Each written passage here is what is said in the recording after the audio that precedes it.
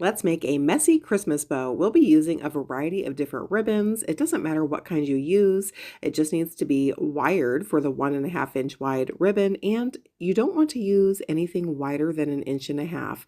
You'll see later on in this tutorial that I'll also be using a couple of different 5/8 inch ribbon that is not wired. You guys, this is a great bow method to use up your scrap bits of ribbon. Okay, let's get started. We're going to be starting out with our 1.5 inch wide ribbon, and you're going to need a total of 10 pieces, and those 10 pieces are going to be measured at 8 inches in length. Once you've got all of those pieces, go ahead and trim the ends of each ribbon tail. For today's tutorial, I'm just going to angle trim the ends. Let's go ahead and grab that 5/8 inch ribbon. This is actually from the Dollar Tree. Kind of goes against my standard of always using wired ribbon, but for this particular messy bow, this works nicely.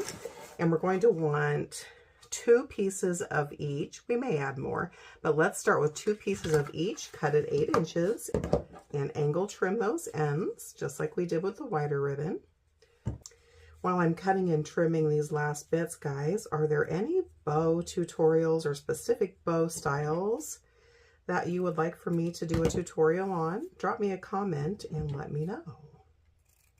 And then you're just going to want a single standard pipe cleaner that matches in color with your ribbon pieces. And this is what's called a sloppy or messy bow, guys, and there's no loops. This is a really great beginner bow. We're going to actually layer these guys on top of one another. So choose your pattern, and we're just going to make X's.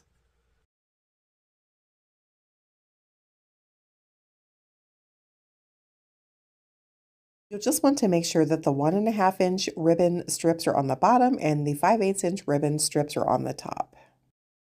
Now we're going to take our pipe cleaner, just fold that guy in half loosely so you've got this loose V that just identifies your center point. Pick up this X and kind of scrunch and gather. You got to put some oomph into it in the middle.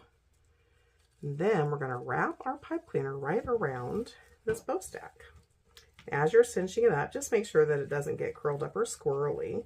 To make it as tight as you can, and then give it 2 or 3 spins. And you're going to leave that pipe cleaner on there so that you can use that to attach to wherever you want to place your bow.